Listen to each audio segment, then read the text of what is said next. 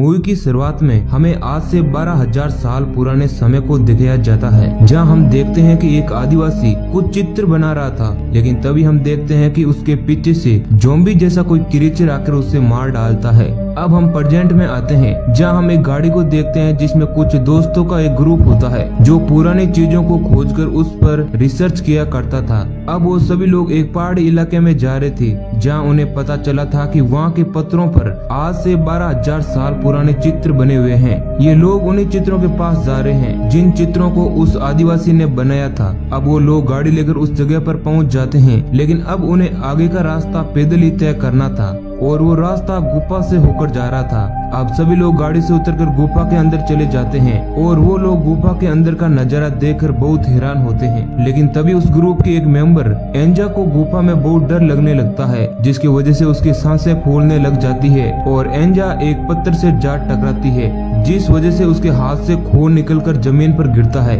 ये देख उसके दोस्त उसे गुफा से बाहर ले आते हैं। गुफा से बाहर आते ही एंजा को राहत की सांस मिलती है। तभी डैश कहता है कि हम लोग गुफा के अंदर से ही जाएंगे और एंजा गाड़ी लेकर घूमकर आ जाएगी। अब सभी लोगों को ये आइडिया ठीक लगता है। अब हम गुफा के अंदर उस जगह को देखते हैं जहाँ एंजा का ब्लड गिरा था। उस जगह पर जमीन हिलने लग जाती है, यानी वहाँ पर कुछ तो गड़बड़ थी और अब उन लोगों के साथ बहुत बुरा होने वाला है। अब वे सभी लोग पहाड़ी रास्ता तय करके उन चित्रों के पास पहुँच जाते हैं जो पत्थरों पर बने हुए थे। उन रहस्यमय चित्रों को देखकर वो लोग काफी हैरान होते हैं और साथ ही बहुत खुश भी होते हैं, क्योंकि उन्हें लगता है कि उन्होंने कोई नई खोज कर ली है। अब सभी लोग प्लान बनाते हैं कि वो लोग कई दिनों तक यहीं पर रहेंगे और उन पत्थरों पर रिसर्च करेंगे। इसलिए सभी लोग पहाड़ के नीचे अपना टेंट लगा लेते हैं। इधर वरीन और एंजा को पास ही में एक नदी दिखती है। ये देख वो दोनों उस नदी के पास जाते हैं, लेकिन तभी वरीन नदी के पास पड़ी हुई एक बोतल को उठाता है जिसे छोटे छोटे कीड़े खा रहे थे। ये देख वरीन एकदम से डर जाता है और बोतल को दूर फेंक देता है और एंजा को कहता है कि मुझे यहाँ कुछ भी ठीक नहीं लग रहा है।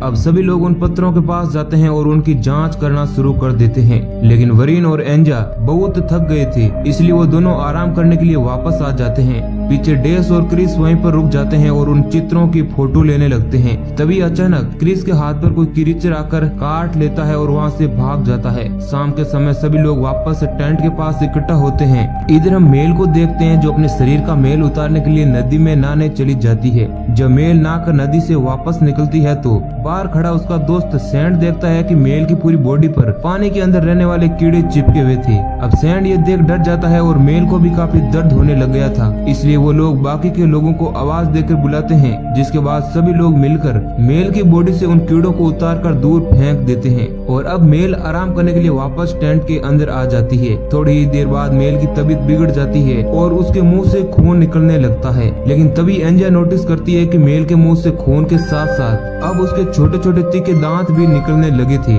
और अब वे लोग डेस को बुलाते हैं। डेस उन लोगों को समझाता है कि पानी के अंदर कीड़े इतने जहरीले नहीं होते हैं, शायद एंजा को कुछ और हुआ है और उसे आराम की जरूरत है। इसके बाद डेस खुद एंजा को देखने के लिए जाता है। एंजा की ऐसी हालत देख डेस भी हैरान हो जाता है और वे वापस आकर उन लोगों को कहता है कि हमें जल्दी से कोई आसपास हॉस्पिटल ढूंढना चाहिए। जिसके बाद डेस सैंड को कहता है कि तुम एंजा को पास से के हॉस्पिटल में ले जाओ, तुम सुबह तक वहाँ पहुँच जाओगे क्योंकि तुम्हें रास्ता मालूम है और मैं यहीं रुकूंगा और इन पत्थरों पर रिसर्च करूंगा। अब वो लोग मेल को उठाकर गाड़ी के अंदर बिठाते हैं और वो देखते हैं कि गाड़ी के टायर्स को उन छोटे छोटे कीड़ों ने खा लिया था। जिसके बाद डेस मेल को उठाकर वापस टेंट के अंदर ले आता है। अब रात बीत जाती है और सुबह हो जाती है, जहां अब सभी लोग अपना अपना सामान बांध रहे थे, लेकिन तभी क्रिस नोटिस करती है कि मेल दूर अकेले ही खड़ी है और उसकी हरकतें भी अजीब है। जब वो पास जाकर देखती है तो वह बहुत डर जाती है। वह देखती है कि मेल एक जानवर को खा रही थी और वह दिखने में एकदम ज़ॉम्बी जैसी लग रही थी। अब मेल एकदम से क्रिस को नीचे गिराकर एक लंबी छलांग लगाती है और सैंड पर हमला कर देती है और उसके हाथ पर काट लेती है। ये देख बाकी के लोग भी बहुत डर जाते हैं। तभी समय रहते डेस आग से जलती हुई लकड़ी को उठाता है और मेल के सामने करता है। आग को देखकर मेल डर जाती है और वहाँ से भाग जाती है। इधर क्रिस जल्दी से अपना कैमरा उठाती है और उन पत्थरों पर बनी हुई पेंटिंग को देखती है और बाकी के लोगों को बताती है कि ये पेंटिंग्स कोई कहानी नहीं बताती है,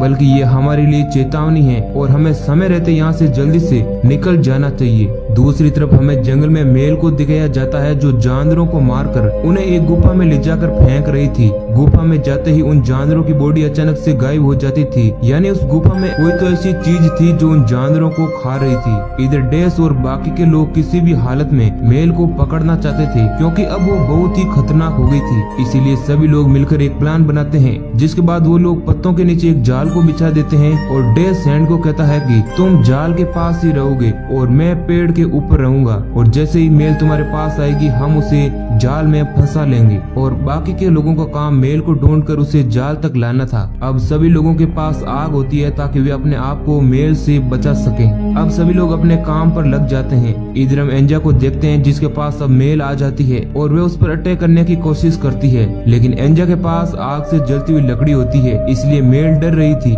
लेकिन तभी वे आग बुझ जाती है और मेल एंजा को मारने ही वाली होती है। तभी वहाँ पर वरीन आ जाता है और जिसके पास आग होती है, इसलिए मेल पीछे हट जाती है। मेल भागती हुई जाल तक पहुँच जाती है। अब मेल देखती है कि जाल के पास सैंड खड़ा है, इसलिए वे सैंड को मारने के लिए दौड़ती है। इसी बीच वह जाल में फंस जाती है, लेकिन मेल अब बहुत ही हिंसक हो गई थी, इसलिए वह जाल को भी फाड़ देती है और बाहर निकल आती है। जाल से बाहर निकलते ही वो सबसे पहले वरीन पर हमला करती है और उसका गला काट देती है और बाद में वहाँ से भाग जाती है। इधर डेस भी पानी में छुपकर अपनी जान बचाता है। पानी से जैसे ही वो बाहर निकलता है तो वह अपनी बॉडी को चेक करता है, क्योंकि उसे डर था कहीं उसे भी उन पानी के अंदर रहने वाले कीड़ों ने काट तो नहीं लिया है, लेकिन ऐसा कुछ नहीं होता है, सब कुछ ठीक था। अब सभी लोग मेल को वहाँ से भगाकर अपनी जान बचाते हैं और इधर एंजा वरीन का ब्लड रोकने की कोशिश करती है, लेकिन ब्लड नहीं रुकता है और वरीन मारा जाता है। अब रात हो जाती है और हम लोग देखते हैं कि सभी लोग बहुत डरे हुए थे और आग के पास बैठकर बचने की कोशिश कर रहे थे।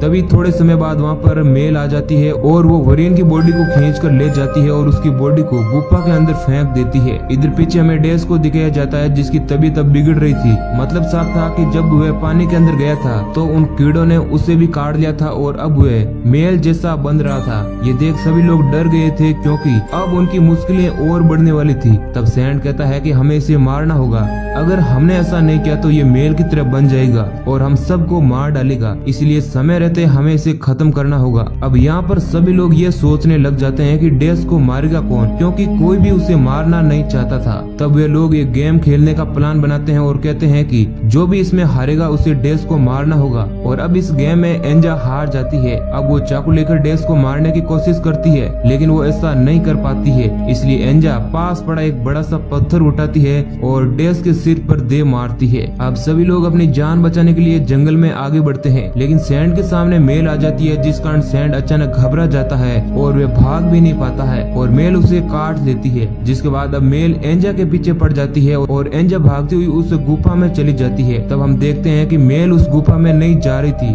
जिसका मतलब साफ था कि वो गुफा के अंदर जाने से डर रही थी। इधर क्रिस अपनी गाड़ी के पास पहुंच जाती है और गाड़ी में हथियार ढूंढने की कोशिश करती है। तभी वहाँ पर डेस आ जाता है जो कि अब मेल की तरह बन गया था। अब वह क्रिस पर हमला करता है और वह क्रिस को मारकर खाने ही वाला था कि वहाँ पर मेल आ जाती है और वह डेस को उठाकर दूर फेंक देती है ताकि वह क्रिस को मारकर खा सकें। अब मेल क्रिस को वहाँ से ले जाती है। इधर पीछे हम सैंड और एंजा को देखते हैं जो अब दोनों साथ हो गए थे और उनके पास क्रिस का हथियार था, जो हथियार उसे कार में मिला था। तभी वो दोनों देखते हैं कि डेस और मेल वरीन की बॉडी जो भी बची हुई थी उसे खा रहे थे।